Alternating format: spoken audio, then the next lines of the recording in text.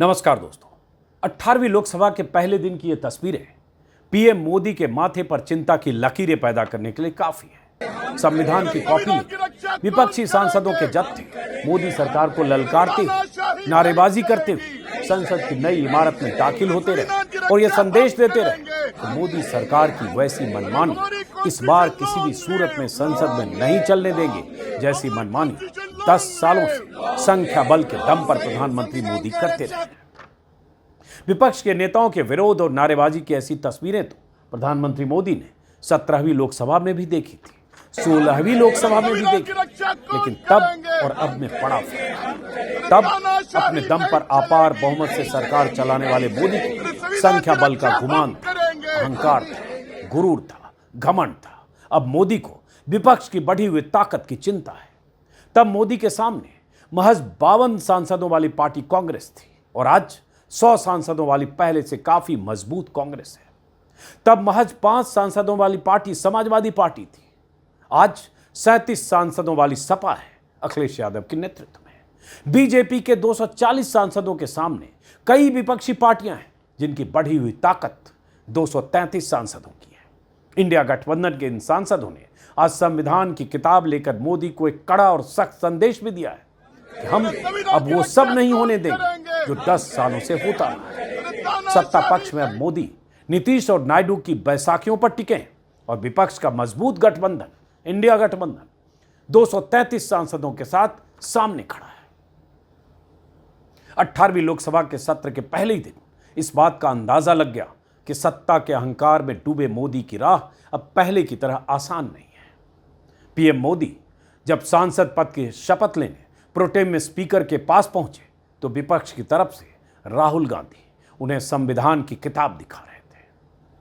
संविधान की कॉपी राहुल गांधी के हाथ में थी, बगल में कुछ और सांसद, अखिलेश यादव और कुछ और सांसद, सबके हाथ में संविधान की कॉपी। और संविधान की यही वो किताब है जिसकी दुहाई विपक्ष पूरे चुनाव में देता रहा है। यही वो संविधान है जिसकी धज्जियां उड़ाने के आरोप प्रधानमंत्री मोदी और उनकी सत्ता पर लगते रहे।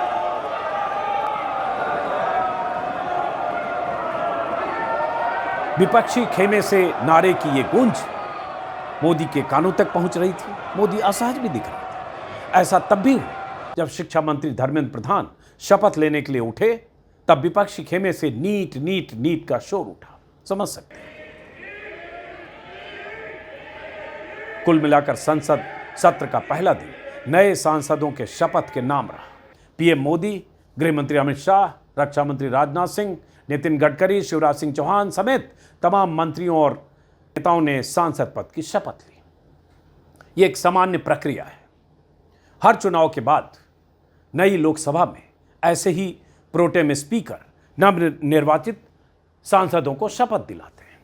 इस सत्र में आगे जो भी होगा, चाहे स्पीकर का चुनाव हो, चाहे डिप्टी स्पीकर के मुद्दे पर तनातनी हो, चाहे और भी कुछ मुद्दा हो, उस पर हमारी नजर होगी और आपको अपडेट भी करते रहेंगे। लेकिन अब जरा आज बात करते हैं तीसरी बार प्रधानमंत्री बने नरेंद्र दामोदर दास मोदी के उस बयान पर, उस बयान की बात जो विपक्ष के लिए नसीहतों से भरा है। संसद सत्र के पहले दिन का बयान उस विपक्ष के लिए जिसकी हैसियत जनता ने इस बार इतनी मजबूत कर दी है कि मोदी के अहंकार पर ब्रेक लगाने के लिए या लगाते रहने के लिए काफी है। विपक्ष के साथ मोदी की सत्ता का सलूक बीते 10 सालों में कैसा रहा है, इस पर हजारों पन्ने लिखे जा चुके हैं और हजारों वीडियो बनाए जा चुके हैं। भले चैनलों ने वीडियो नहीं बनाए या चैनलों पर नहीं दिखा हो, लेकिन हम जैसे यूट्यूबर्स ने सब गूगल के गर्भगृह में दर्ज है। आज भी मोदी जब संसद परिसर में आए तो विपक्ष के लिए ही नसीहत की पटकथा तैयार करके आए। मोदी ने करीब 15 मिनट का बयान दिया।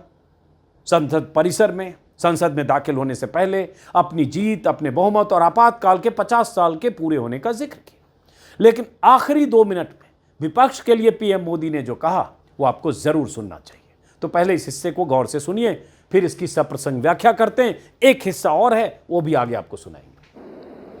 देश की जनता विपक्ष से अच्छे कदमों की अपेक्षा रखती है। अब तक जो निराशा मिली है, शायद इस 18वीं लोकसभा में विपक्ष देश के सामान्य नागरिकों की विपक्ष के नाते उनकी भूमिका की अपेक्षा करता है। लोकतंत्र की गरिमा को बनाए रखने की अपेक्षा करता है। मैं आशा करता हूं कि विपक्ष उसमें खरा उतरेगा। पीएम मोदी ने क्या कहा? आपकी सहूलियत के लिए कुछ शब्द, कुछ वाक्य मैं रिपीट कर देता हूं। मोदी ने कहा, देश की जनता विपक्ष से अच्छे कदमों की अपेक्षा रखती है। अब तक निराशा मिली है। अब यह सवाल मोदी से कौन पूछेगा कि देश की जनता क्या विपक्ष से ही अच्छे कदमों की अपेक्षा रखती है? क्या सारी जिम्मेदारी विपक्ष की है? क्या देश की जनता को विपक्ष से ही निराशा मिली है? वो झूठे दावे, हवाई वादे और मंदिर मस्जिद की राजनीति करके देश में जो माहौल बीते 10 सालों में बनाया गया, उसके लिए कौन जिम्मेदार है? क्या उसके लिए भी विपक्ष जिम्मेदार है? महंगाई, बेरोजगारी और खेती किसानी के मुद्दों को जमींदोज करने के लिए, हिंदू मुसलमान के मुद्दे को सुलगाकर 10 सालों में देश का जो माहौल खराब हुआ है, वो किसने किया? उसके लिए कौन जिम्मेदार है? क्या वो विपक्ष ने किया? नफरत की खेती की गई, जहर के बीज बोए गए, मीडिया के इस्तेमाल से झूठे नैरेटिव गढ़े गए, नाकामियों को प्रोपेगेंडा के नीचे छिपाया गया। ये सब किसने किया? मोदी आज कहते हैं कि देश के नागरिक विपक्ष से लोकतंत्र की गरिमा को बनाए रखने की अपेक्षा रखते हैं। बहुत अच्छी बात है, रखनी चाहिए। लेकिन क्या विपक्ष से ही सारी अपेक्षाएं देश की नागरिकों की? लोकतांत्रिक अधिकारों को संसद से लेकर सड़क तक कैसे कुचला गया, क्या देश ने यह नहीं देखा? नहीं देखा होता तो राम मंदिर और काशी मथुरा वाले यूपी में, अयोध्या में बीजेपी का यह हाल ना हुआ होता, जिस पर हम ऐसे कई बार बात कर चुके हैं, इसलिए उस विस्तार में नहीं जा रहा हूं। जनता की उम्मीदों पर विपक्ष खरा उतरे और आप जनता की उम्मीदों को जमींदोज कर दें, उसे हिंदू मुस्लिम में उलझाए रखें। मोदी से यह सवाल कौन पूछेगा?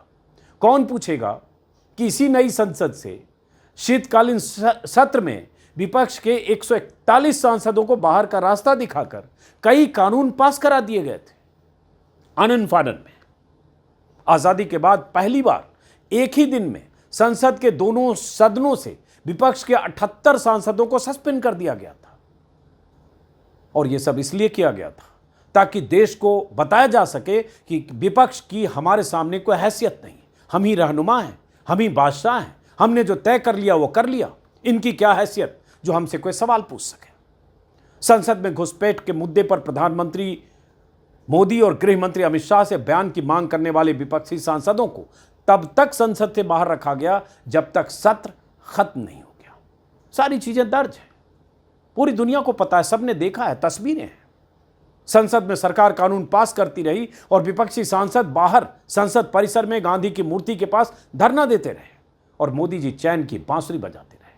मोदी ने सपने में भी नहीं सोचा होगा कि कुछ ही महीने बाद होने वाले चुनाव में जनता उनके पैरों के नीचे से अहंकार की जमीन खींचेगी और समेटकर बहुमत से 32 सीटें नीचे धकेल देगी। दुनिया जानती है कि अपने भाषणों में लोकतंत्र और संविधान की दुहाई देने वाले प्रधानमंत्री नरेंद्र दामोदर दास मोदी ने बीते 10 सालों में 50 बार, सैकड़ों बार अपने वर्ताव से, अपने तौर तरीकों से, अपने एक तरफा फैसलों से अपनी तानाशाही प्रवृत्ति का सबूत खुद दिया है। 2014 और 2019 में मोदी को इतनी सीटें मिल गई थी कि उनका घमंड हिमालय से भी ऊंचा हो गया था। उन्हें लगता था, उन्हें लगने लगा था सारा जिम्मा, सारा ठेका देश ने उनके कंधों पर डाल दिया है। अब वो जो चाहे करें, जैसे चाहे फैसले लें, विपक्ष को जैसे चाहे रौंदने की साजिशें करें, जिसे चाहे जेल भिजवा दें, जिसे चाहे जेल से बचाकर अपने पाले में ले आएं, जहां चाहे विपक्ष की सरकार गिरा दें। मोदी को ऐसा लगता था कि जैसे संसद में, सड़क पर और जनता के बीच एक ही पक्ष होना चाहिए, मोदी का पक्ष। मोदी ने जो कहा वही सही, मोदी ने जो किया वही सही। तभी ऐसे नारे भी गढ़े गए, मोदी हैं तो मुमकिन है। मोदी के इस भाषण का, जो भाषण आपने सुना एक टुकड़ा, उसका दूसरा हिस्सा भी जरा सुनिए, कुछ सेकंड का है, इसके बाद इसकी भी व्याख्या जरा। साथियों, सदन में सामान्य मानवीय की अपेक्षा रहती है डिबेट की, विजिलेंस की। लोगों को अपेक्षा नहीं है कि नखरे होते रहे, ड्रामा होते रहे, डिस्टर्बेंस होता रहे। लोग सब्सटेंस चाहते हैं, स्लोगन नहीं चाहते हैं। देश को एक अच्छे विपक्ष की आवश्यकता है, जिम्मेवार विपक्ष की आवश्यकता है। और मुझे पक्का विश्वास है कि इस 18वीं लोकसभा में हमारे जो सांसद जीत करके आए हैं वो सामान्य मानवीय की इन अपेक्षाओं को पूर्ण करने का प्रयास करेंगे। प्रधानमंत्री मोदी के मुताबिक उनकी नीतियों के खिलाफ विपक्ष का विरोध नखरा है, डिस्टरबेंस, यही तो कह रहे हैं। मतलब अगर मोदी के फैसले का विरोध विपक्ष ने किया तो विपक्ष नखरा कर रहा है, डिस्टरबेंस कर रहा है। तो इसका मतलब ये हुआ कि विपक्ष भी मोदी की मुनादी ब्रिगेड में शामिल हो जाए और तालियां बजाता रहे। लोकतंत्र में विपक्ष के बिना सत्ता पक्ष बेलगाम हो जाता है, हम और आप जानते, कोई भी समझदार नागरिक ऐसे ही सोचता है। लेकिन मोदी कहते हैं देश को जिम्मेदार विपक्ष की जरूरत है। सवाल कौन पूछेगा? सरकार की कोई जिम्मेदारी नहीं।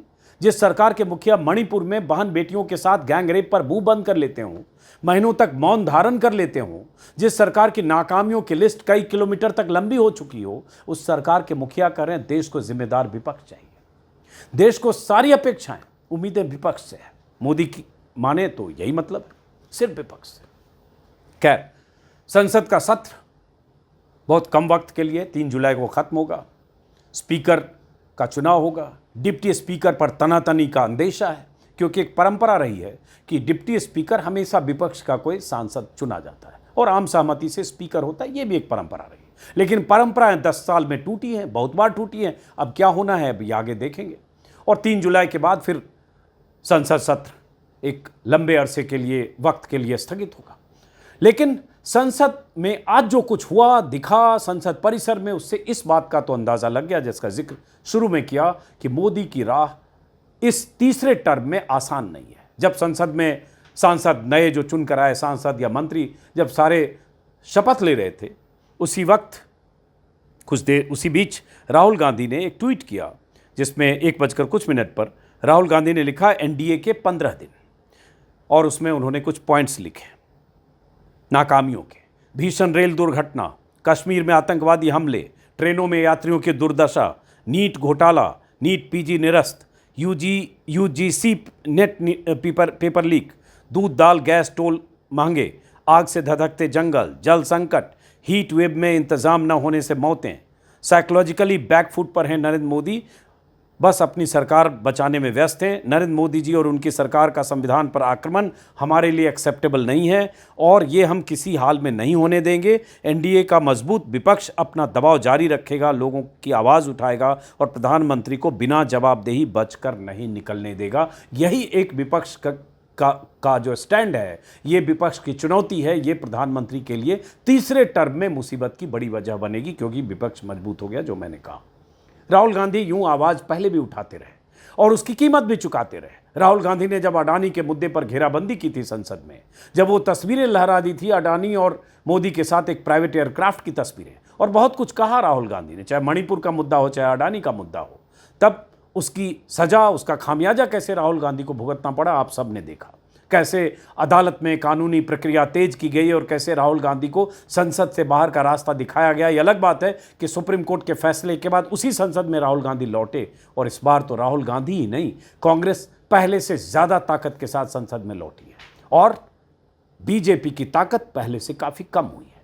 और ये कम ताकत वाली सरकार और ज्यादा ताकत वाला विपक्ष, इसके बीच टकराव और दोनों की तरफ से तनातनी आगे आने वाले सत्रों में लगातार दिखेगा। फिलहाल इस वीडियो को यहीं ख़त्म करते हैं, इस उम्मीद से कि प्रधानमंत्री मोदी विपक्ष को नसीहत देते हैं।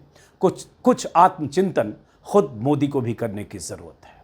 लोकतंत्र की दुहाई अगर बार बार देते हैं, संविधान की दुहाई अगर बार बार देते हैं, तो सवाल संवैधानिक मर्यादाओं के पालन का भी है, लोकतंत्र में भरोसे का भी है कि प्रधानमंत्री मोदी अपने आचार विचार व्यवहार से किस तरह से लोकतांत्रिक मूल्यों का पालन करते हैं, किस तरह से संवैधानिक मर्यादाओं का पालन करते हैं। देश की नज़र इस पर होगी, हम सब की नज़र इस पर होगी, और विपक्ष सामने एक चुनौती के शक्ल में मोदी के सामने खड़ा होगा। फिलहाल इस वीडियो को खत्म करते हैं, फिर मुलाकात होती रहेगी। नमस्कार।